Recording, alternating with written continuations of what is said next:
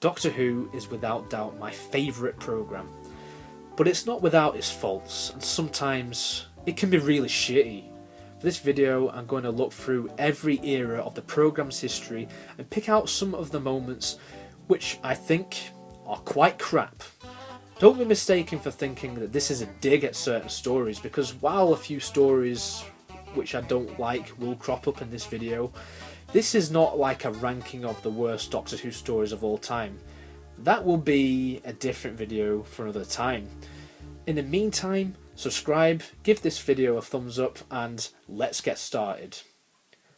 The 1960s era of Doctor Who may be the subject of ridicule, with some really cheap looking sets and monsters, but I think I will let this pass because I am keeping in mind that these episodes were a product of their time. There are some real gems in there, like the Dalek invasion of Earth, the Mine Robber, the Time Meddler, the War Games. This is an era of Doctor Who which I would like to cover more in future videos on this channel, as William Hartnell and Patrick Troughton are both two great Doctors. However, their eras don't come without faults, and choose I must. First up is the War Machines from Season 3. Don't get me wrong, this is one of the best Hartnell stories, but what really puts me off is the Doctor Who is required line. Who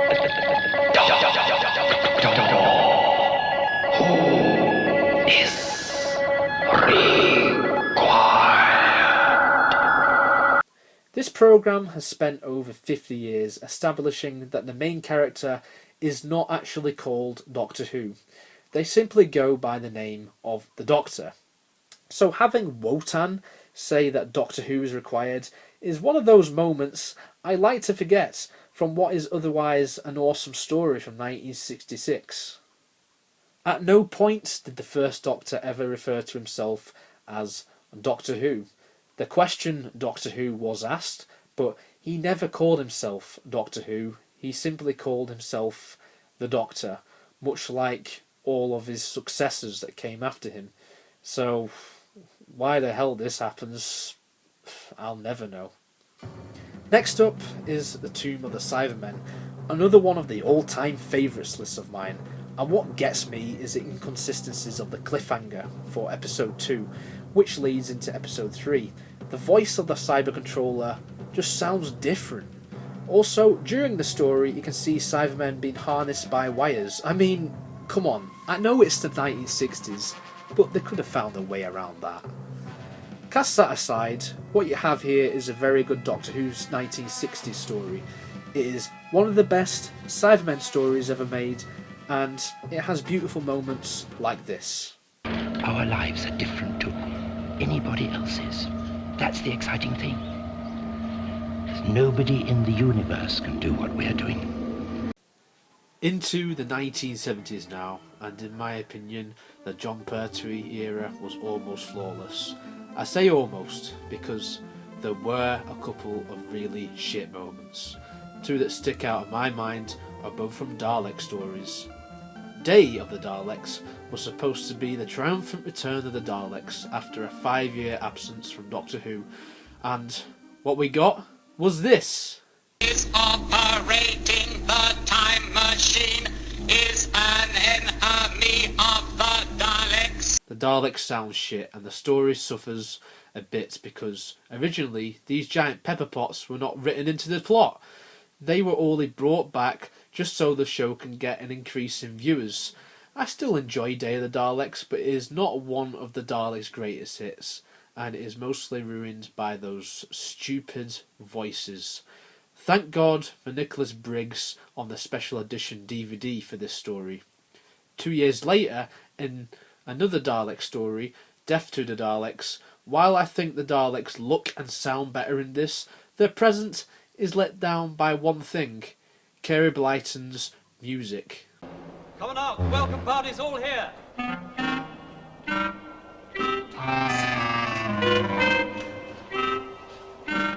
This doesn't scream out that they are the biggest threat in the universe to me. While I'm at that, the cliffhanger to part 3 must be one of the most infamous in all of Doctor Who. Stop, don't move. I know this was not originally meant to be the cliffhanger, but Jesus Christ, this is bad. Apart from that, I love Death to the Daleks, just for how daft it is. Now onto the legendary Tom Baker era. Not even the best Doctor can escape criticism. I could take a shit all over a story like Underworld, but I'm not going to because that story is forgettable anyway. I could also have a dig at Destiny of the Daleks for its crap production, but to be honest, I've already brought the Daleks up too much already. For this, I'm going to mention The Creature from the Pit. Not a bad story by any means, I think it's quite alright. But what everyone seems to talk about with this story is this moment. Why did this happen? The Fourth Doctor is, in a nutshell, sucking off a giant bin bag. There's been nothing more suggestive in Doctor Who history. I wonder what was going on in Tom Baker's head when he was filming this. Fucking hell. Jesus Christ.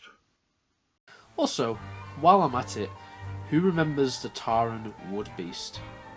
Still don't? Okay, it's this thing. It's another thing which gets talked about when people take the piss out of Doctor Who, and it really pisses me off because this thing only appeared for a matter of seconds in the Androids of Tara. Does it ruin the story? No, but it sure as hell was not needed. So into the 1980s now with Peter Davison, and I have to talk about one of the best moments in the show's history, and it's when Adric is about to die in Earthshock. I'm sorry, but I find it hilarious every time I see this scene. What we have is one of the most heartbreaking scenes in Doctor Who history, but just before it, we get Matthew Waterhouse pretending to press buttons, knowing in reality that the control panel is going to blow up at any second because that Cyberman is going to shoot. That's it! Also, some of the line delivery by Matthew Waterhouse it's just hilarious. I'm not hating on Matthew Waterhouse here, but the directors and writers didn't do him any favours sometimes. I can't talk about the Peter Davison era without saying how stupid that cave creature looks in the Caves of Androzani as well. It is the only fault I have for what is otherwise a masterpiece. Oh yeah, and then we have stupid shit like the Merca in Warriors of the Deep. Yeah, we don't talk about that. Now onto the Colin Baker era. The era which everyone hates because the writers decided that it would be a good idea to make the Sixth Doctor an unlikable piece of shit. You have moments like the strangling scene and all of that, but the perfect excuse for this is that he was still suffering from regeneration problems. So, for the sake of this video, I'll still let this pass, even though it was pretty dumb. Obviously, I hate the twins from the Twin Dilemma. I hate Mester. There's a lot of things I hate about that story. It was the story which made people hate Colin Baker's Doctor, and it really sucks because of that, because if things were done differently, his era on TV at least would be better received by fans and critics alike. On the whole though, I don't think Colin Baker's era is that bad. There are some mediocre stories in there, but there are some really good ones like Vengeance on Varos. The Trial of a Time Lord is quite a slog to get through after a hard day's work.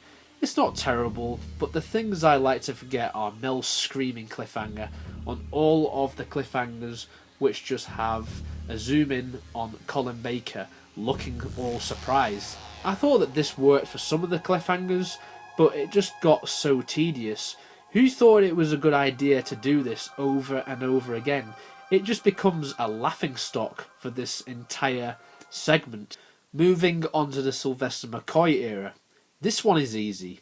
All of season 24. Okay, maybe keep Delta and Bannerman, but all the other stories I could live without, especially Paradise Towers, the worst acting I've ever seen in Doctor Who. With the Paul McGann era, there's not much material to go from. I could talk about the Big Finish audios, but not everyone will have heard these stories, so I will just stick to talking about the TV movie. This may be the most WTF moment in Doctor Who history, along with the Timeless Child reveal, and it is the 8th Doctor's revelation that he is half human on his mother's side. I'm half human on my mother's side. It's nonsense. It cannot be true.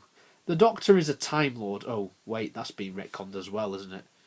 Shit. Well, anyway, I think that this is daft. It contradicts everything that came before it anyway. It should never have happened. Christopher Eccleston's era was pretty flawless, so I struggled a lot with finding something to forget from his era. The only thing I would take away would be the slithering farting jokes in unnecessary moments. It's funny at first, but it becomes so old so fast. So yeah, farting aliens. Oh, I just remembered that burping Min in Rose.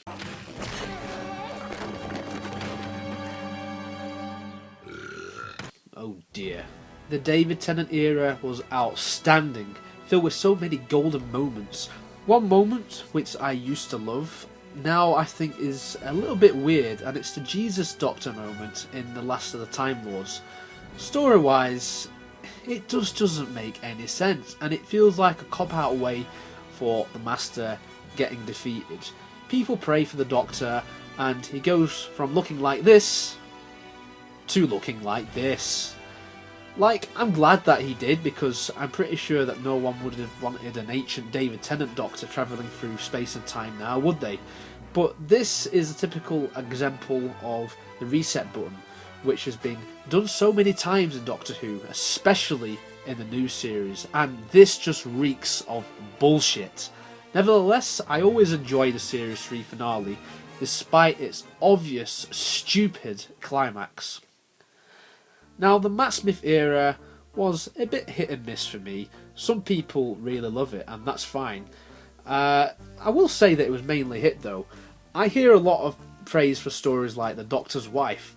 I don't mind it, but I found the 11th Doctor's comments towards the TARDIS a little bit weird. Only when we're alone. We are alone. Huh. Come on, sexy. Never have I heard someone refer to this as sexy. That's just plain weird. Also, I'd like to give a shout out to the Doctor, the Widow and the Wardrobe for being pointless. Oh, and the Van Balen brothers adding absolutely nothing to an otherwise exciting story in the form of Journey to the Centre of the TARDIS. There are so many things which could have easily been omitted from a lot of these stories which I've mentioned, but somehow they make it to TV. Why? Finally, for the Matt Smith era, there's the thing with the Daleks forgetting about who the Doctor is in Asylum of the Daleks after all the info they have on him gets erased by Oswin, only for it to be returned over a year later in The Time of the Doctor. What was the point in this? And now going into the most wasted Doctor era, and by that I mean the Peter Capaldi era. For the first time, I'm going to talk about the Doctor's clothes in this video. I ask you, who thought it was a good idea to have this Doctor wear the hoodie? For me, it doesn't work. His Series 8 suit jacket was fine. His velvet jacket from Face the Raven was utter class.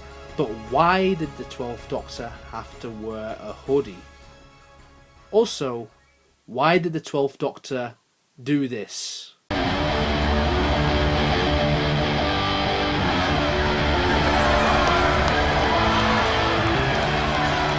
Rewrite history, not one line. Why does Davros open his eyes? No, no, no. Things like this I don't like. I hated the remark he made to Osgood in the Zygon 2-parter about his underpants. I've got question mark underpants. Makes one wonder what the question is. Really, Doctor? Then there's Hellbent, and while it isn't a great finale, one thing that always stuck out to me was why is Ohyla on Gallifrey? If she can get from Khan to Gallifrey so easily, then she should have helped the Doctor find it, because prior to this episode happening, Gallifrey was supposedly lost and he was looking for it. It was like a story arc. It just doesn't make sense given that the character played a key role in the 8th Doctor's regeneration into the War Doctor, so you would say that this character played a big part in the Doctor's lives. I don't think it was ever explained, and it's always bugged me, so I just pretend that she was not in this episode. It never happened. There's so many great moments from 12's era, but the writing let him down for the most part. The biggest crime of all of them was giving him a sort of multi-Doctor story as a finale. Peter Capaldi will always go down as one of my favourite Doctors, possibly the best actor to take on the role, but because of all of these problems, his era ends up feeling disjointed. Not terrible, but disjointed. And finally, we go into the current era, Jodie Whittaker territory. Well, this is easy, isn't it? I'd like to forget the endless exposition in most of her episodes, the old woman who looks for Benny, and a little thing known as the Timeless Child reveal. You are the timeless child. If we didn't have things like this, then we wouldn't have people making loads of stupid videos on YouTube, which just fuels the whole debate that Doctor Who is shit now, Jodie Whittaker's shit, and all the rest of it. And then you get the rise of YouTubers like Bowels Trek. So yeah, overall, what I'm trying to say is the worst thing about Doctor Who now is Bowels Trek. If you don't believe that, you can fuck off and get your cards. Thanks for watching. Now I'm going to go and count how many 9-1s I've seen today. You fool! You are all doomed! Doomed! Bye bye!